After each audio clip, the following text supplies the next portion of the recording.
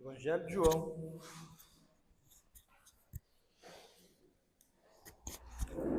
capítulo 1, do 12 em diante.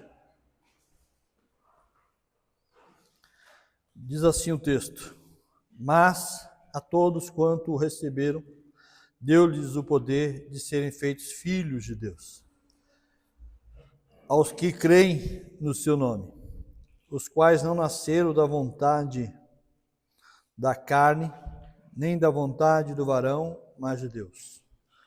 O Verbo se fez carne e habitou entre nós, vimos a sua glória como a glória do unigênito do Pai, cheio de graça e verdade.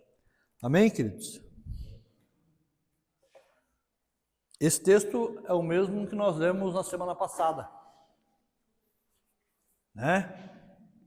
Quem esteve aqui na semana passada, nós começamos a falar a respeito de ser filho de Deus. Entender o que é ser filho de Deus, ou viver como um filho de Deus.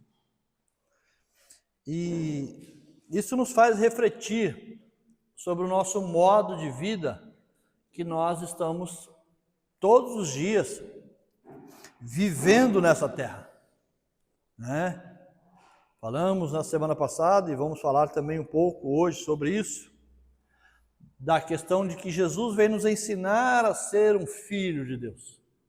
Jesus não veio nos ensinar a como ser um religioso, Jesus não veio nos mostrar como ser um mundano, mas hoje nós transitamos o povo, do modo geral, as pessoas hoje, ou elas são do mundo, ou elas são religiosas. Elas não têm um ponto de equilíbrio. Ou é 8 ou 80. Ou você está no mundo perdido, ou se você estiver no mundo perdido, você precisa vir para a igreja, porque na igreja você encontra a salvação. E a igreja nunca foi lugar de salvação. Não existe nada na terra que seja lugar que garanta a sua salvação. A salvação não é promovida por um lugar. A salvação foi promovida por uma pessoa. Não existe salvação na igreja. Não existe salvação em lugar nenhum. Só existe salvação em quem? Em Jesus. Mas nós, muitas vezes, na nossa cabeça, né, pensamos o seguinte: quem está no mundo está condenado. Quem está na igreja está salvo. Então, se eu não quero estar condenado, eu preciso fazer o quê? Vir para a igreja. Mas deixa eu te dar uma péssima notícia hoje. Talvez quem esteja na igreja está precisando mais de salvação do que quem está no mundo. Então vamos para o mundo, que a gente resolve o problema? Não. Porque o que Jesus veio nos mostrar e veio nos ensinar foi uma realidade bem diferente. De que nem o mundo agradou a Deus, porque ele estava e continua em trevas, e nem o religioso agrada a Deus, porque ele continua ainda cego nos seus sofismas, na sua forma doentia de pensar, na sua forma manipuladora de ver e enxergar as coisas, julgar e condenar. Então Jesus vem nos propor uma terceira opção que é única: filho de Deus. Aprender a viver como filho de Deus. Então a minha pergunta hoje é: você tem vivido como filho de Deus?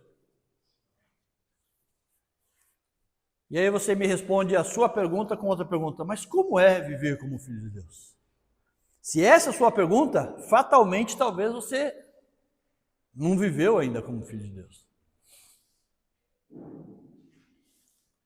Porque os meus filhos sabem como eles têm que viver para agradar eu e a minha esposa. Tudo aquilo que nos agrada, eles sabem disso. O Henrique, Tiago, Samuel, sim ou não? Os seus filhos não sabem o que deve agradar você ou não? E por que eles sabem disso? Por que eles sabem disso? Porque de alguma forma foi demonstrado a eles o que é certo, o que é errado, segundo os valores do pai e da mãe. Eles tiveram diretrizes, Ou você não sabe o que agrada o seu pai e sua mãe? Quem está aqui, tem alguém aqui que não é filho? Hã? Tem alguém aqui que não é filho?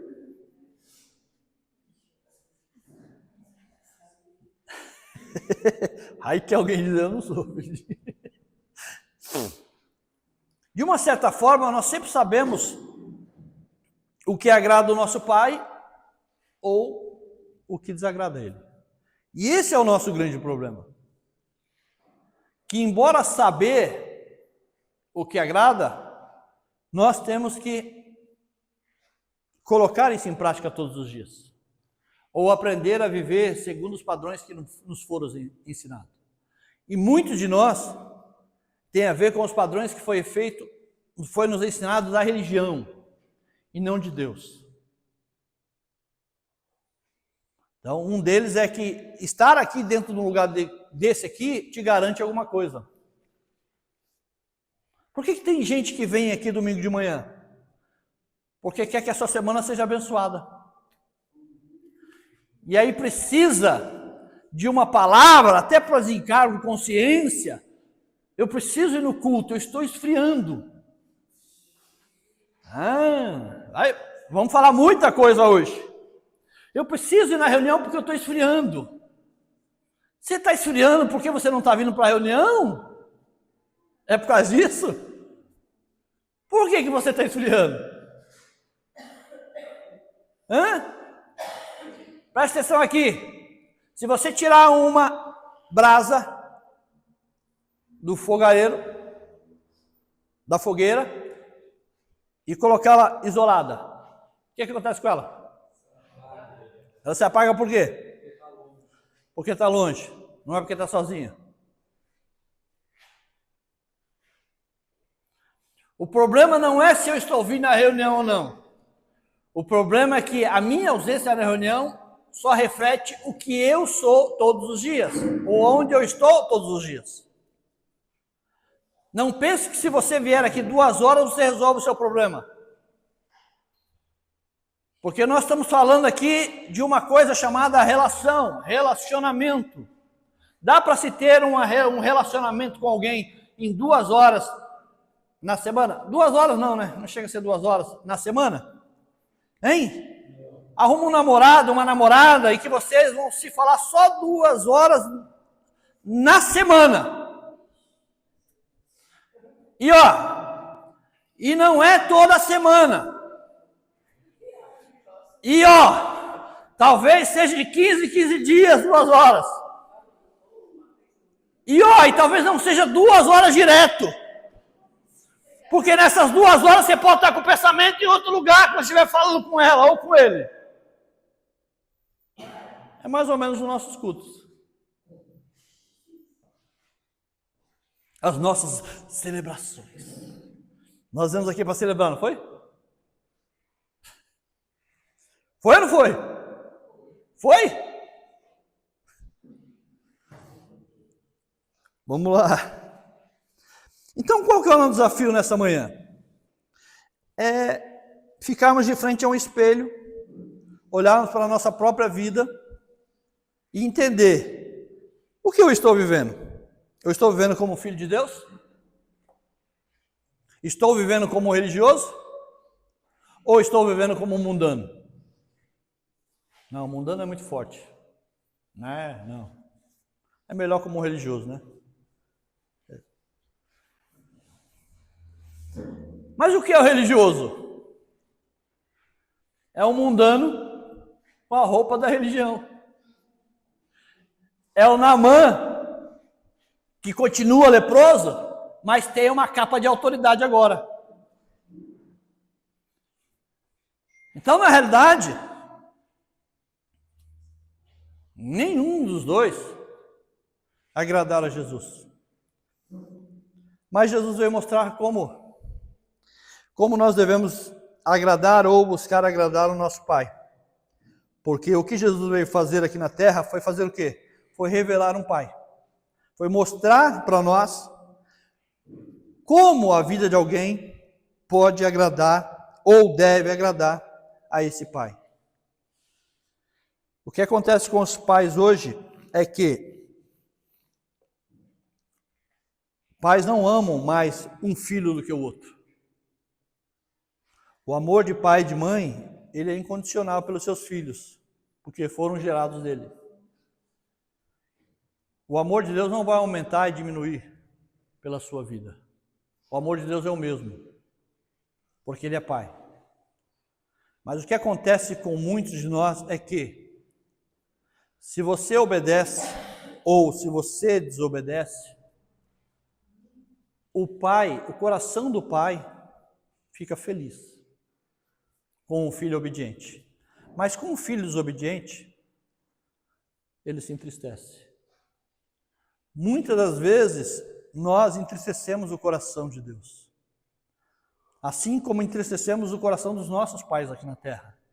E por que nós entristecemos os nossos pais? E nós sabemos quando os entristecemos. Quando não fazemos aquilo que eles esperavam que a gente fizesse.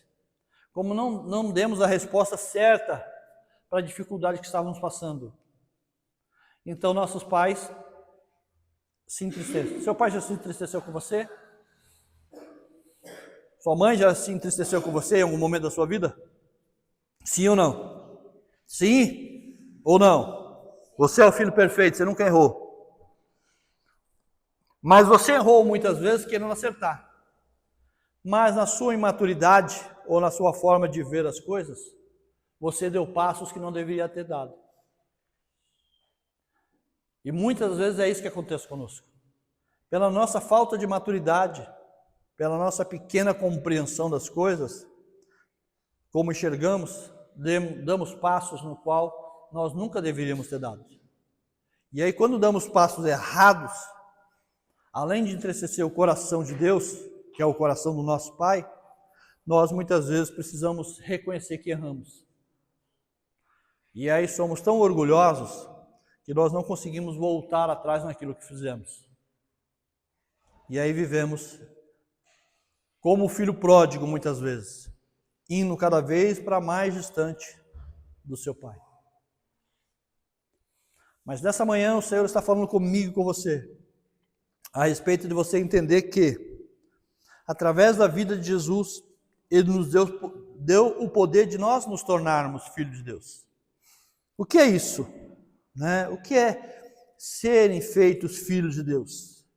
Significa que existe um processo, significa que existe uma caminhada, significa que não é da noite para o dia, significa que você vai errar muitas vezes, que você vai ter que escolher muitas coisas e na hora você talvez faça as escolhas erradas, mas que o erro nunca seja um desejo do teu coração, mas seja um erro de percurso. O tropeço na caminhada nunca seja um desejo forte do seu coração simplesmente, mas que seja um erro de percurso. Você tentou acertar e errou.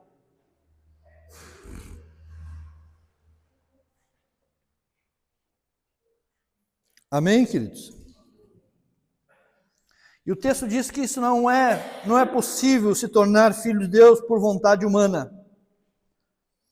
E nem por vontade de varão ou de varoa. Mas quem é que desejou isso? Foi Deus. Então o que significa? Que ser filho de Deus não depende de quanto eu leio, não depende de quanto eu estudo. Não é possível ser produzido pela vontade humana. Eu não me torno um filho de Deus porque eu leio a Bíblia de Gênesis e Apocalipse. Eu não vou me tornar um filho de Deus se eu fizer um curso de teologia. Eu não vou me tornar um filho de Deus se eu começar a ouvir ministrações, louvores. Não vai ser isso que vai me tornar um filho de Deus. Porque se tornar um filho de Deus não depende da vontade humana, o texto é claro. Depende do quê? Da vontade de Deus. E esse é o nosso grande problema. Porque tem muita gente que vem para o nosso meio e se esforça para mudar. Mas a mudança que ele está tentando fazer com ele mesmo não fala a respeito do que Deus está fazendo. Está falando só do esforço dele. E o que acontece? Que com o passar do tempo, você volta a praticar as mesmas coisas. Por quê? Volto a dizer, Por que tem muita gente que vem para o nosso meio e se desvia e volta para o mundo? Por quê? Assim como o cão joga fora, no vômito, aquilo que faz mal para ele, por que ele volta a comer? Porque a natureza dele é mais forte do que ele imagina. E quando nós falamos em nos tornarmos filhos de Deus, significa que precisa vir uma natureza sobre nós que seja maior que a nossa própria natureza. Para que nós possamos ser produzidos, gerados, feitos filhos de Deus. Eu vejo os crentes hoje com uma tendência, né? Parece que eles estão em abstinência com relação ao pecado e eles precisam de alguma forma se controlar porque eles estão a ponto de ficar descontrolados a qualquer momento.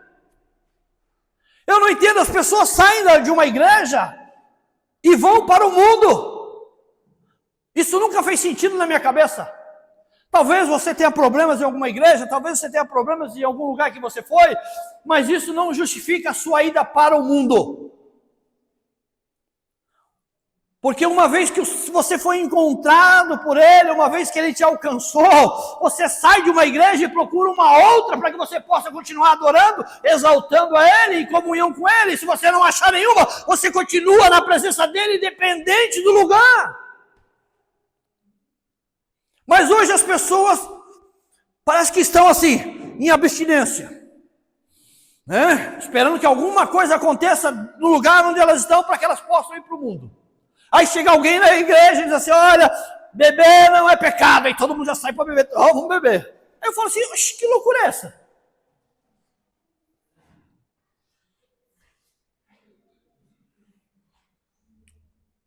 Não, mas a gente pode fazer socialmente, a gente pode. A gente pode muita coisa. Mas Paulo diz, eu posso todas as coisas, mas nem tudo me convém. Eu sou o preso de Cristo. As minhas vontades não tem mais nenhuma. Todas estão condicionadas a Ele. E eu só faço aquilo que Ele faz. Então, se eu só faço aquilo que Ele faz, logo então eu digo assim, se vou beber, digo, Jesus, vamos beber junto comigo. Chame Ele para beber com você. Ah, mas isso é radicalismo. Você pode pensar o que você quiser. Estou dizendo para você qual é a real. Amanhã, quando o teu filho crescer, ele te chama para beber, ou a sua filha, você diga para ele, pode beber, meu filho, não tem problema nenhum. Talvez seja esse o conceito que você vai dar a ele. Talvez você diga para ele, fumar não tem problema. Usar droga também não. Desde que você não se perca. Porque o que Deus condena é o vício. O que Deus condena é o vício. Mas nenhum vício começa pelo vício. Todo vício tem uma porta de entrada. E nós, muitas vezes, o que nós fazemos? Não, Deus é amor, rapaz. Deus entende. Ele entende. E o que Jesus veio estabelecer? Foi que você precisa ter um processo no qual você vai ser gerado de novo. Em que para nós, viver uma vida cristã, não tem a ver com um grande sacrifício, mas tem a ver com um grande prazer. Eu não estou em abstinência com nada,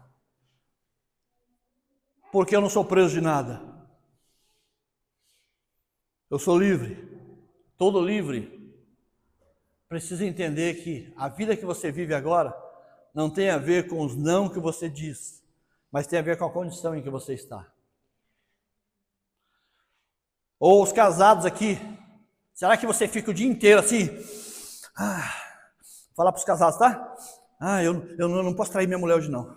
Não, hoje eu não, hoje eu não vou trair minha mulher. Não, eu vou sair hoje. Eu não vou trair minha mulher. É assim que vocês ficam? É desse jeito que vocês ficam? E por que vocês não ficam assim?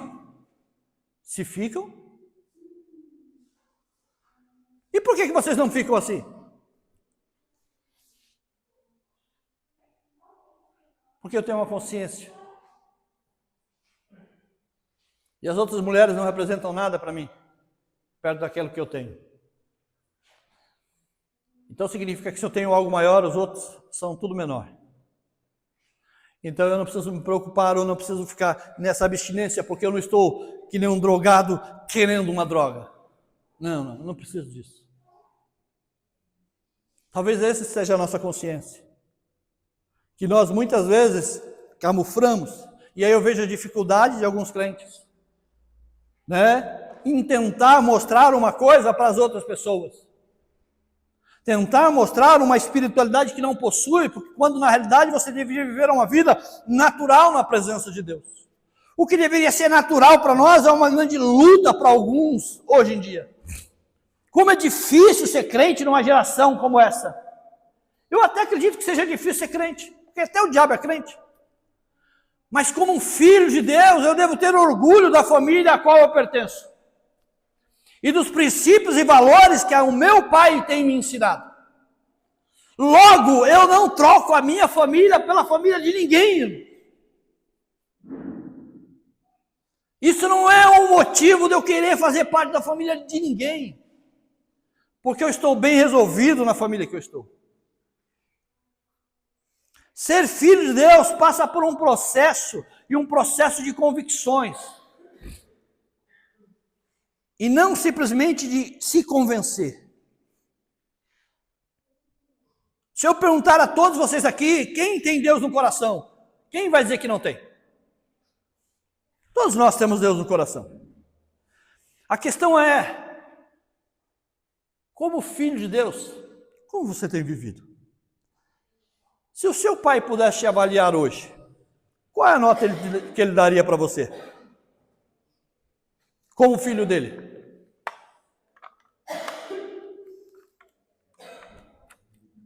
Qual é a nota que você acha que você teria hoje?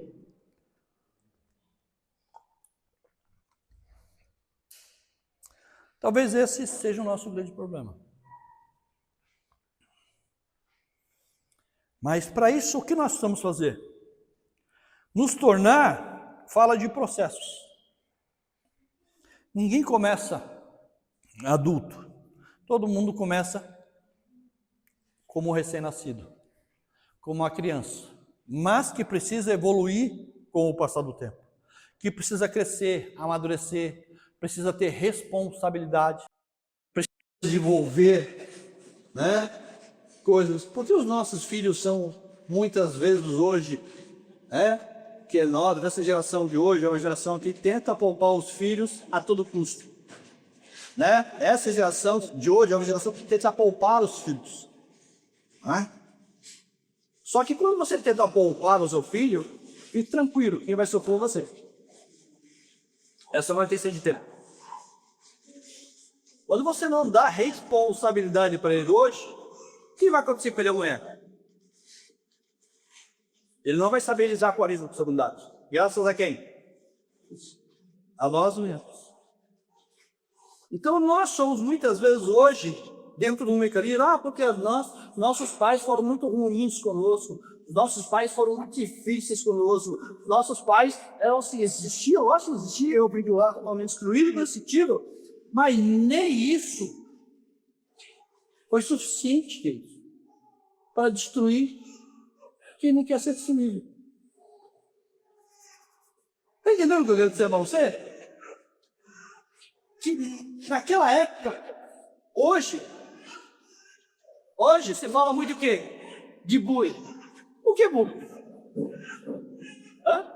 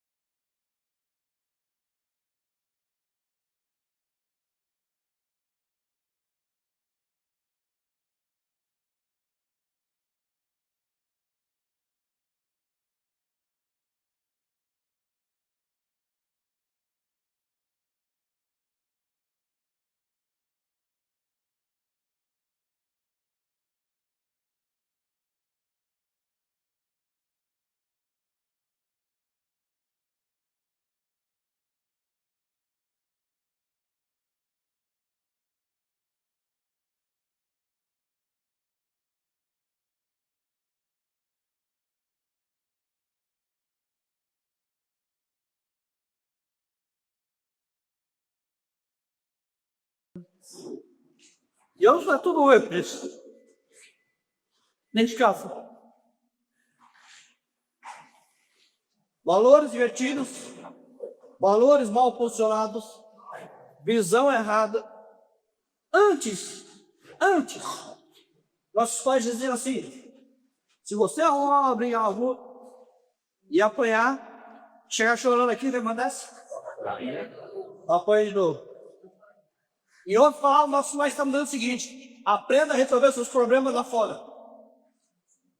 Chegasse em casa chorando porque a professora pegou com você, te houve castigo, denuncia. Castigo em você de novo. Parabéns para a professora, pelo menos alguém está fazendo uma coisa. Hoje, essa geração que não suporta uma zoeirinha. Quem é que nunca zoou com o cabeção da região? Quem nunca zoou com o Oredu, com o Paicudo, com o Marquinhos? Quem nunca na escola não passou por uma zoeira? Ah, não, isso é bullying. Zoeira sempre existiu. É uma geração fraca. É uma geração doente. Eles são tão fracos que precisam uma porcaria da internet. Aí eles resolvem arrumar uma arma e sair matando todo mundo. Ah, porque ele é fraco, agora precisa se justificar. E, pelo amor de Deus, que geração é essa? É uma geração de gente doente. É uma geração em que é doentio isso todos os dias. Nós estamos ouvindo falar de bullying todos os dias. Ai, nós precisamos fazer isso. Mas cada vez fica pior. Não melhora absolutamente nada. Coloca o psicólogo, coloca o psiquiatra, coloca até a gente nas escolas para ver se melhora. Mas o problema não está na escola, o problema está dentro de casa. E nós, como filhos de Deus, precisamos entender que precisamos viver uma vida diferente, para educar os nossos filhos diferente, para dar estrutura a eles e saber que eles vão passar por dificuldades como nós passamos por dificuldades, e as dificuldades nunca mataram ninguém. Mas o que nós fazemos? Além de queremos poupar essa geração, ah, não, meu filho não pode passar por bullying, lógico que não. E aí, ao invés de você preparar o teu filho para lá do mundo, você dá um iPhone para ele.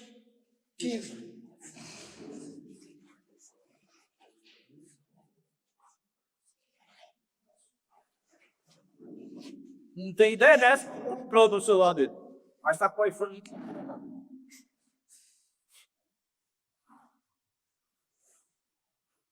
E aí nós fazemos isso e achamos que isso é uma relação de pais e filhos. E nós muitas vezes vemos para uma relação com Deus na base disso também. Deus, eu não posso ser zoado. Eu não posso passar por de zoação. Ninguém pode rir da minha cara. O senhor precisa prover a minha vida o suficiente para que eu não passe nenhuma humilhação nessa terra. Aí, tô certo? Vamos aqui comigo no deserto. Você sabe, eu não vou deixar ninguém igual a você. Fique tranquilo. Eu vou preparar um caminho bom para você. Fique tranquilo. Eu vou separar a minha bola para você. Aprenda uma coisa na sua vida. Às vezes você vê uma corrida de São Silvestre. Já ouviram essa corrida? São Silvestre? Que acontece todo de um ano? Quem geralmente ganha essas corridas? Os quenianos. Eles são o pessoal que geralmente ganha as corridas. Um ou outro deles sempre ganha. E por quê? Porque o treino deles é no deserto. A dificuldade não mata, a dificuldade acontece. E se você está aqui como filho de Deus, aprenda uma coisa para você, eu estou dizendo para você hoje. Como filho de Deus, você precisa aprender a ter dificuldade. As necessidades são supridas, mas as dificuldades fazem parte.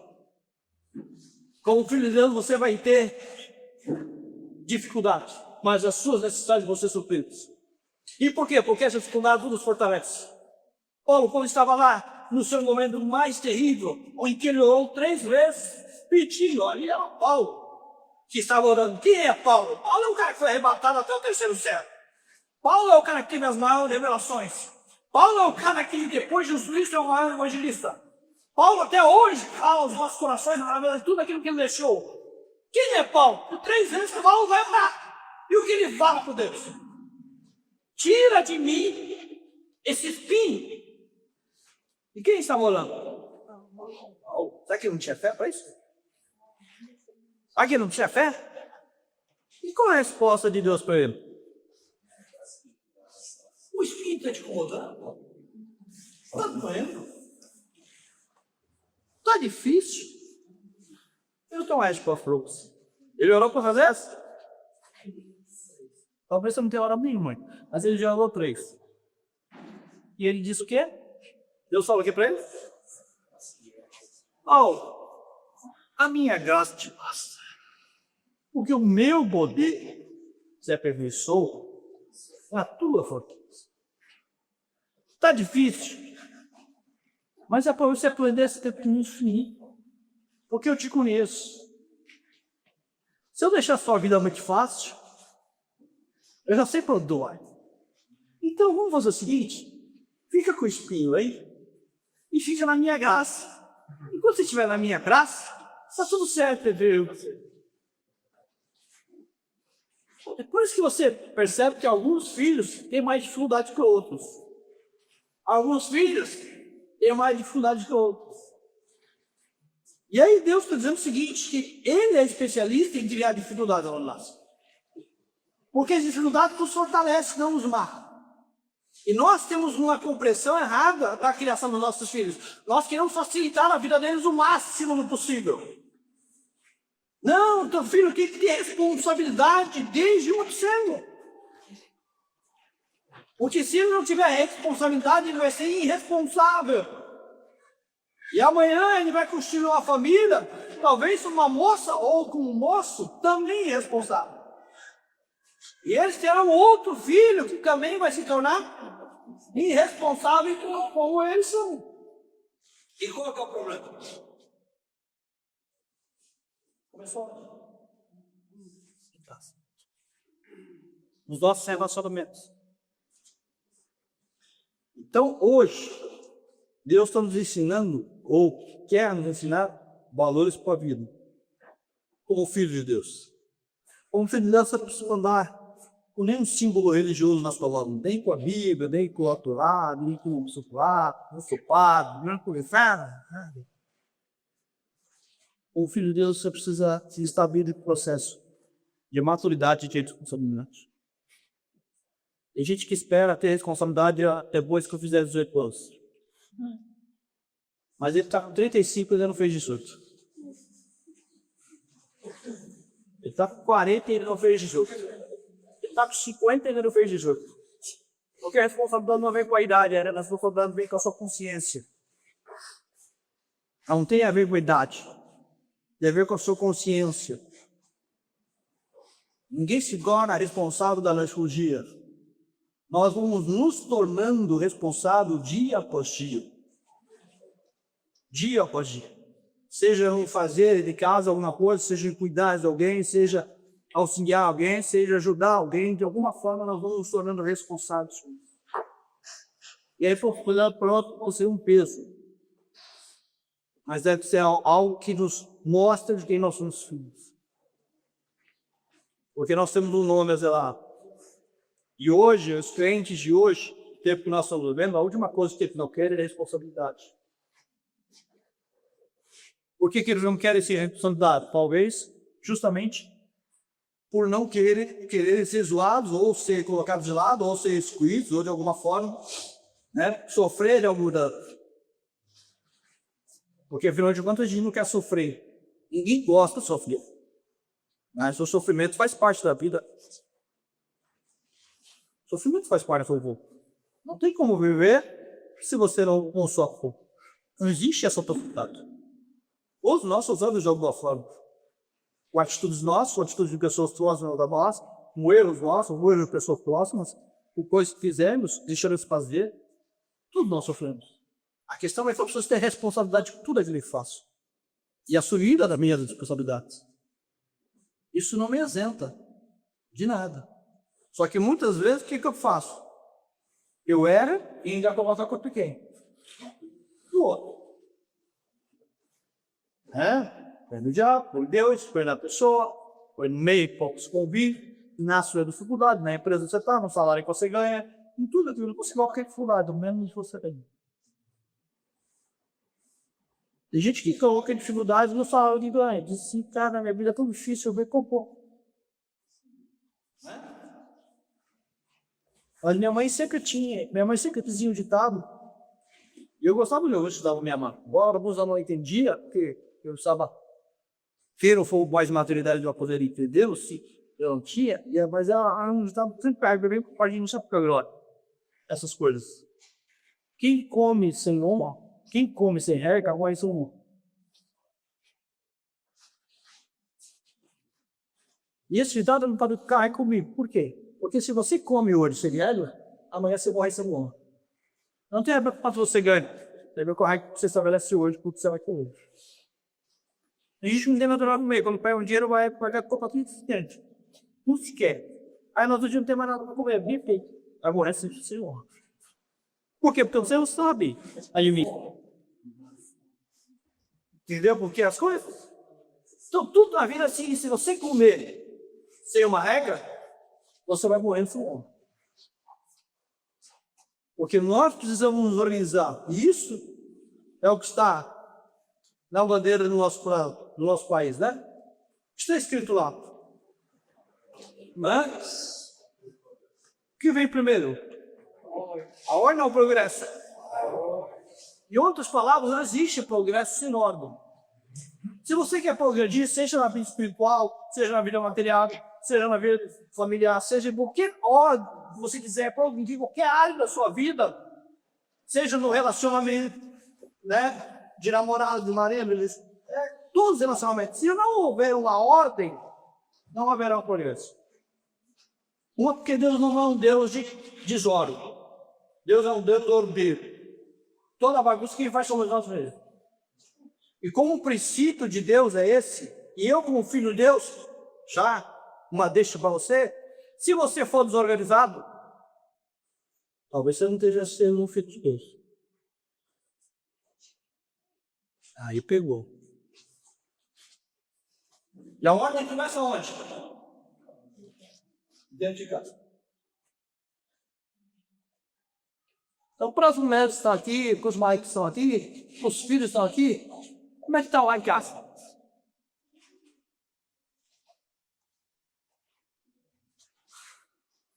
Isso a gente estabelece com relacionamentos.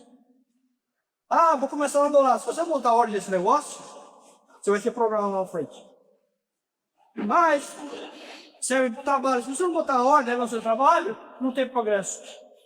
Isso serve para espiritual. Se você não botar uma ordem na sua questão espiritual, você não progredirá. Por que tem muita gente que não progride no nosso meio? Mas o progresso caseiro, que é do só para ser próspero, estou falando de progredir, crescer, desenvolver, expandir. Estou falando de dinheiro, estou falando de dinheiro também faz parte, mas é o meio, não é o fim das outras coisas. Estou dizendo de você crescer, amadurecer, ter responsabilidade. O texto de Jeremias diz assim, clama a mim, e ansiedade, Deus fala para a gente clamar, Ele vai responder, e vai falar o quê? Coisas grandes e firmes tu não sabe. Você acha que Deus vai anunciar coisas grandes e firmes para quem é pequeno? Hã? Ah, mas Deus no Senado. Poxa, eu não trabalho no desperdício. Acho que vai dar uma coisa grande e firme para mim, para você, que nós vamos jogar fora. Que nós nem vamos saber o valor. Ele deu uma coisa grande e firme para Paulo que me chama a atenção. Quando ele foi levado até o terceiro céu e foi arrebatado, ele disse que ouviu coisas lá que não era lícito falar aos homens. O que significa isso? Que Paulo tinha uma autoridade tão grande que aquilo que ele ouviu ficou entre ele e Deus.